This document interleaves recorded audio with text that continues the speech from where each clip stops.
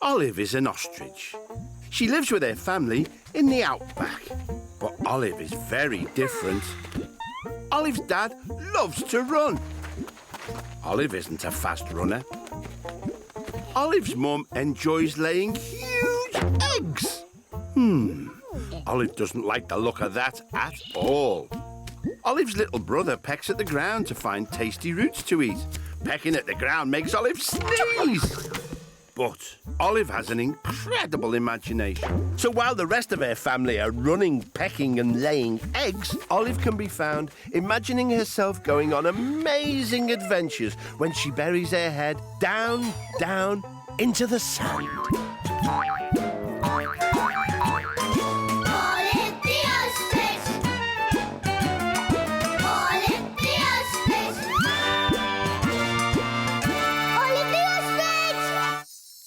Until she popped up somewhere new.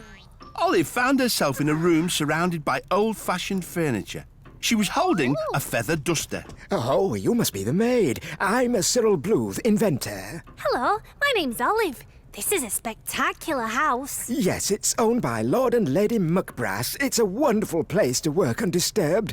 Speaking of which, don't let me disturb you with your cleaning. Oh, it's going to be hard work with just this tiny duster. Ah, maybe I can help you with my latest invention, the Bluth Automatic Dust Sucker. Oh! It's for cleaning up. I'll show you. Here, hold this. Cyril gave Olive a long tube and hit a switch on the machine. See? It sucks up all the dust and dirt. But the dust sucker was too powerful and started sucking up everything in the room. Cyril, turn it off, please! Oh, dash it. I failed again. I'm going to take the dust sucker up to my attic to fix it. And I think I'll stick to my feather duster for now. Olive headed off to do some more dusting. In the library, she was surprised to find Lady Muckbrass sobbing. Hello there, I'm Olive. What's wrong?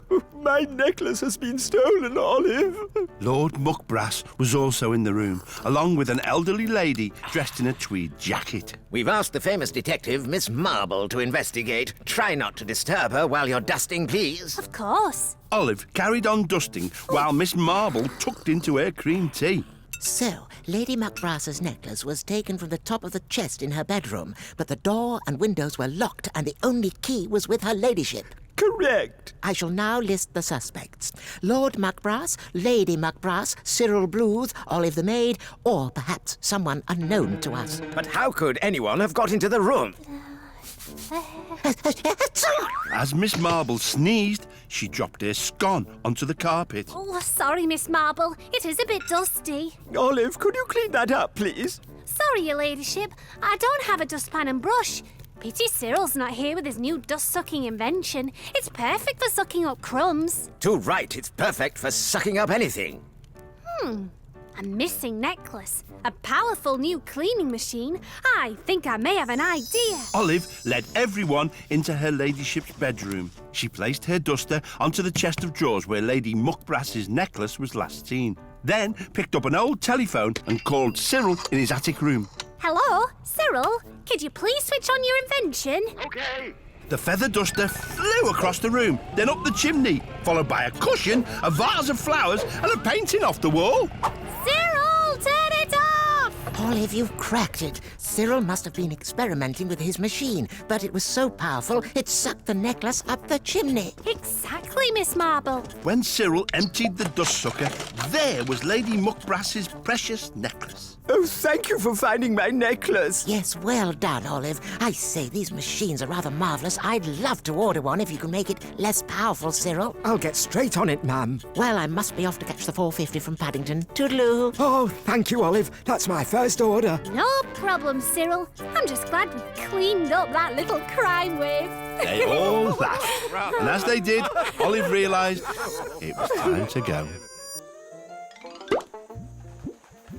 Typical Olive, daydreaming again. Said her mum. Greg, actually, I solved the case of the missing necklace. Your head's been in the sand too long, dear. Said Olive's dad. Her little brother laughed. But Olive wasn't listening. She was already dreaming of her next big adventure.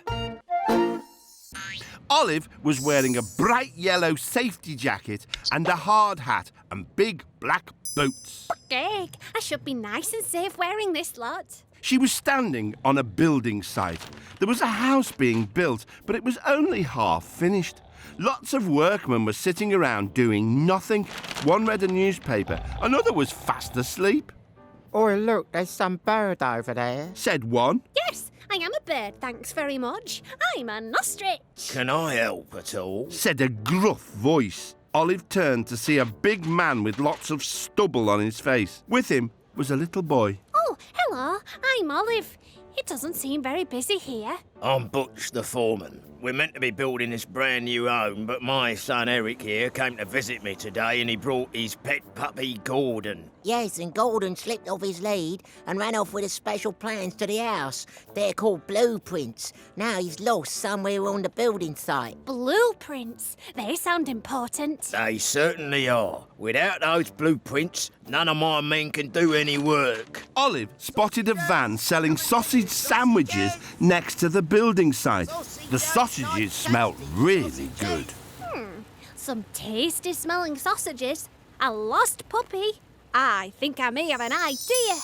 Butch, can I borrow that digger, please? Go right ahead, but Eric and I will ride with you. Safety first around here. Olive jumped into the digger with Butch and Eric. Easy. She drove it over to the van and asked the owner to put a whole pile of sausages into the bucket and tie strings of sausages to the back of the digger. Olive drove the digger full of sausages all over the building site. Keep your eyes peeled for Gordon.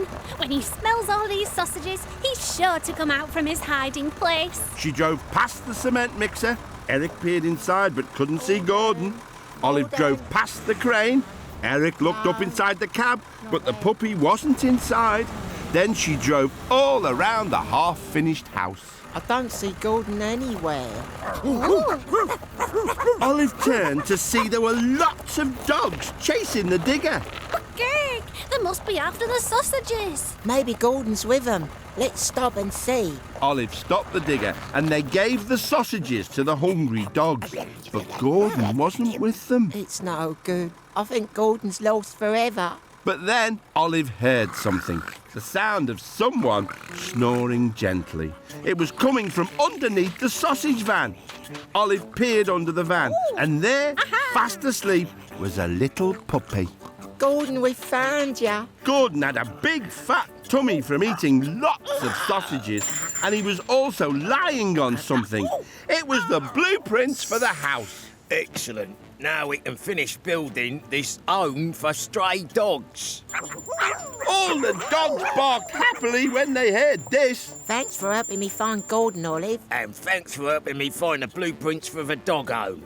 Would you like to stay for a sausage sandwich? I think I've seen quite enough sausages for one day, thanks. They all laughed, and as they did, Olive realised it was time to go. Typical Olive, daydreaming again. Said her mum. Okay. Actually, I've been helping find a lost puppy on a building site. Your head's been in the sun too long, dear. Said Olive's dad. Her little brother laughed.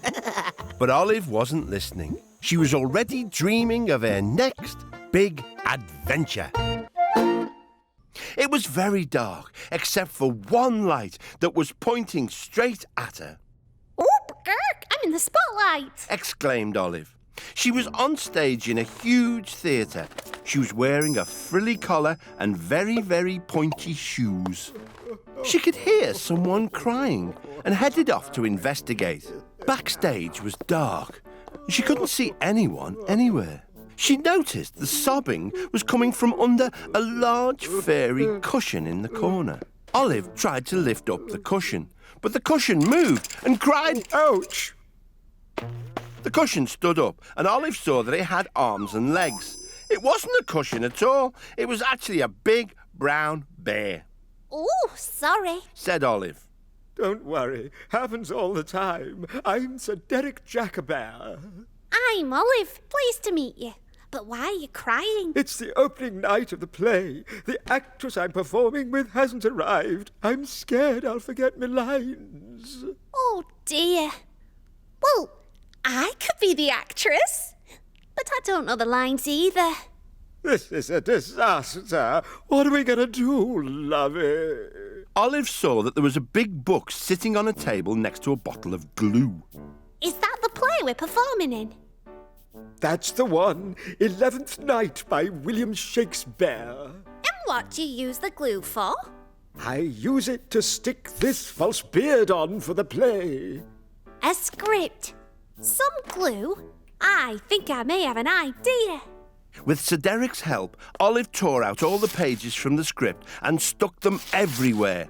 On the curtains, on the props, even on the stage itself. Oh, I see. Now we don't have to remember our lines. We can just read them. Bravo, lovey. As Derek stuck on his false beard, Olive put on the final piece of her costume, a huge feathery hat. Derek gave her one last piece of advice. Break a leg, lovey. Olive looked confused. It's what we say in the theatre. It means good luck. And with that, the curtain went up and the play began. Olive and Derek moved around the stage, reading the lines and acting out the play. Everything was going brilliantly until one of the big feathers on Olive's hat fell in front of her eyes. She couldn't see where she was going. One of her long shoes caught on a page that she had glued to the stage. Olive fell off the stage and into the audience. But the audience caught Olive and lifted her up high above their heads. She crowd surfed all the way around the theatre before eventually landing back on the stage. And with that, the play was over. The audience went wild, clapping and cheering. This play is a huge success. Boomed Sir Derek. I have my beautiful leading lady to thank for that. He leaned over and gave Olive a kiss on her beak. Mwah. Oh, I say. I didn't break a leg, but I've got a few bruises from falling off the stage. They both laughed, and as they did, Olive realised it was time to go. Typical Olive, daydreaming again. Said her mum. Actually, I've been performing in a spectacular play. Your head's been in the sun too long, dear. Said Olive's dad. Her little brother laughed. But Olive wasn't listening. She was already dreaming of her next big adventure. Olive was standing in a room with lots of metal boxes making strange whirring noises. There were huge piles of clothes everywhere, and she was wearing blue overalls. Just then, a sock flew out of one of the piles, narrowly missing Olive's head. Exclaimed Olive. Oh, I didn't see you there. Said a small man who'd appeared from behind a mountain of clothes. I'm Dudley Sud. It's a pleasure to meet you. He shook Olive's wing enthusiastically. I'm Olive. Nice to meet you too. What are all these piles of clothes? Laundry, of course. This is Dudley Sud's laundrette, and we have way too much laundry to do today. Problem is, it's all very important. We must wash all the tablecloths for Pedro's Pizza Parlour, then wash all the towels for Humphrey's Hotel, and then wash all the football kits for the Wixley Wanderers Football Club. It all needs to be delivered by 5 o'clock, and it's already 3:30. Oh! Well, we'd better get started then. Dudley showed Olive how to operate the machines. You put the laundry in here, pour in the soap powder, and turn the dial like this. Got it. Said Olive confidently. They both worked quickly, loading the machines and setting them going. Olive thought she would pour in a little extra washing powder to get the job done quickly. It all seemed to be going very smoothly. But then, all of a sudden, bubbles started to pour out of one of the machines. Oh dear, that's not right. Exclaimed Dudley, shaking his head. Olive, you must have put too much washing powder into the machines. The bubbles began to form a puddle on the floor until eventually they covered the whole shop and were still rising. Soon Dudley and Olive were up to their necks in bubbles. Oh no, what are we going to do? Olive spotted some round metal things poking down from the ceiling. What are those for? Those are sprinklers. They spray water all over the place if there's a fire. Some sprinklers that spray water all over the place. I think I may have an idea. Olive pressed a big red button on the wall to turn the sprinklers on. Water sprayed out everywhere. Oh no, what have you done now, Olive? You're going to flood me laundrette? That's the idea, Dudley. Now open that door. Dudley opened the door. The bubbles flooded out of the door and into the street. Olive's plan was working. But there was a problem. All the tablecloth, towels and football kits were disappearing out of the laundrette and down the street, along with the bubbles. Stop that laundry! Shouted Dudley as he and Olive chased the bubbles and the laundry down the street.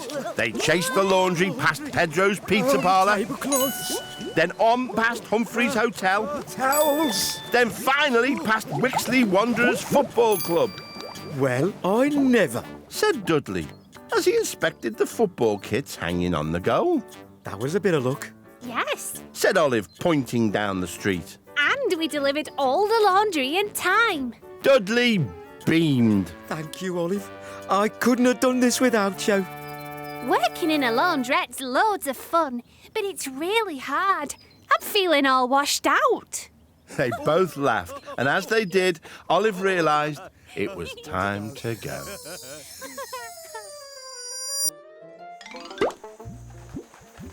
Typical Olive, daydreaming again. Said her mum. Okay, actually, I've been working in a fabulous laundrette. Your head's been in the sun too long, dear. Said Olive's dad. Her little brother laughed. But Olive wasn't listening. She was already dreaming of her next big adventure. It was a big room with red carpet, lots of pictures on the walls, and a funny-shaped object with 3 metal legs on display, Oh, hey, this all looks very posh. said Olive. She was in the foyer of a cinema. Olive went up close to look at the funny-shaped object on its metal legs, This is a film camera. said a man as he walked into the foyer. He was wearing a gleaming white suit with black buttons. Oh, hello, I'm Olive. You look very smart. Nice to meet you, Olive. My name is Steve Battenberg. I am the cinema manager. And tonight is the big film premiere of our new blockbuster movie, A Winter Wonderland. Oh, great. I love a good blockbuster. So do I. But I lost the last scene of the movie, and I still need to make all the popcorn. Everyone will be arriving soon. What am I gonna do? Well, why don't I help you? Great idea, Olive. Hey, maybe you could make the popcorn for me. So Mr. Battenberg showed Olive how to make the popcorn. You had to put corn into the machine and turn it on. Well, I should be okay with that. I'll just put the popcorn in here. But she put the entire bag of corn into the popcorn machine in one go. You can never make too much popcorn. Well, I think we're all sorted. But what should we do about the last scene of the movie? Without it, the audience won't know how the film ends. What happens in it, Mr. Battenberg? It's a beautiful winter's day. The snow is falling from the sky, and the snowman winks to the camera and smiles. Olive looked around the foyer and spied the film camera. A film camera? Your white suit with black buttons? I think I may have an idea. Mr. Battenberg, does the film camera work? Yes, I believe it does. To record, you just press the button with the red circle on it. And action! So Olive and Mr. Battenberg began filming. But something wasn't quite right. Oh dear, we still don't have any snow. Suddenly, the popcorn machine started rumbling. Pop, pop, pop!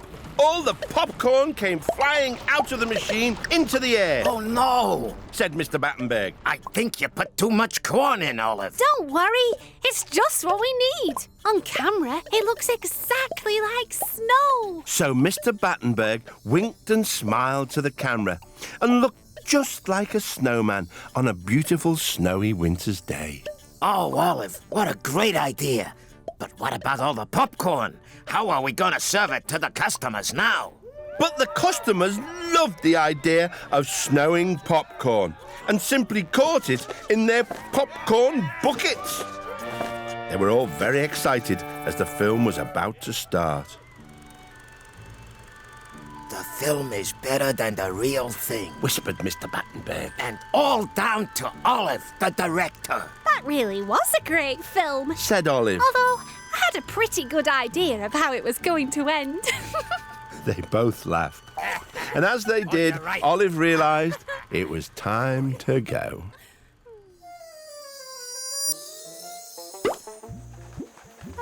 Typical Olive, daydreaming again. Said her mum.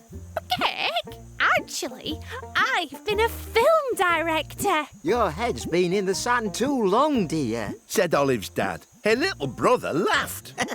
But Olive wasn't listening. She was already dreaming of her next big adventure. Olive was standing in the middle of a huge cornfield and had a piece of straw in her beak. Heck, Said Olive, spitting it out. hey, I must be in the country. Said a voice. Olive turned around to see a man made completely out of straw. Hello there, I'm Scully the Scarecrow. Hello, I'm Olive. What are you doing all alone in the middle of this cornfield? I'm here to scare off all the birds so they don't eat the corn. Said Scully sadly. Why are you so sad about it? Looks to me like you're doing an excellent job. Problem is, I love to spot birds and write them down in my notebook here. But because I'm a scarecrow, I scare them all away, so I never spot any. But I'm a bird. I'm an ostrich, and I don't think you're scary, Scully. Oh, so you are. Well, I've not spotted an ostrich before. I'd love to spot some other birds too. If I could spot 10 more today, I'd be such a happy scarecrow. The birds are scared off when they see you, Scully. So we need to hide you from the birds in some way. Olive looked around her. There were lots of pieces of corn lying on the ground. Lots of corn, a scarecrow to hide. I think I may have an idea. Olive gathered up all the corn and started sticking it all over Scully and also all over her own feathers until they were both completely covered in corn. How's this going to help me spot birds? Scully asked. Watch and see. Olive and Scully walked across the cornfield until they reached a large oak tree. A little blue bird flew down and landed on one of the branches. Oh, our blue tit. Exclaimed Scully, writing it down in his notebook. One bird spotted. Said Olive. You see, it's working. The blue tit wasn't scared of you. This is great. Olive and Scully walked past a hedge at the side of the field. Two birds flew down and landed on the hedge. That's a robin and that's a blackbird. Said Scully, writing them down too. 2 and 3 birds spotted. As they walked down the path, they reached a farmer's tractor sitting in the field. 3 birds flew down and landed on the tractor. Chaffinch, sparrow, pigeon. Cried Scully as he wrote. 4, 5, 6 birds spotted. Then they walked down past the barn, and as they did, 4 more birds landed on the barn's roof right above them. Crow, jackdaw, dove, magpie. Said Scully, scribbling in his notebook. 7, 8, 9, 10 birds spotted. Cried Olive. Oh, thanks, Olive. With this corn disguise, I've managed to spot 10 birds today. Olive and Scully walked back into the middle of the cornfield. But something very odd was happening. All the birds Scully had spotted were flying around above them. Then they all landed on Olive and Scully and began to eat the corn. No, they're eating our disguises. Soon the hungry birds had eaten away all the corn. I suppose you're going to get scared and fly away now. But the birds didn't move. We're not scared of you anymore. You've given us all this nice corn to eat, so we know you're friendly. Chirped the little robin. Oh, now I can spot birds all day, every day. Maybe you should call yourself Scully, but not Scarecrow. Chuckled Olive. They both laughed, and as they did, Olive realised it was time to go. Typical Olive, daydreaming again. Said her mum. Actually, I've been helping a scarecrow spot birds. Your head's been in the sun too long, dear. Said Olive's dad. Her little brother laughed. But Olive wasn't listening. She was already dreaming of her next big adventure.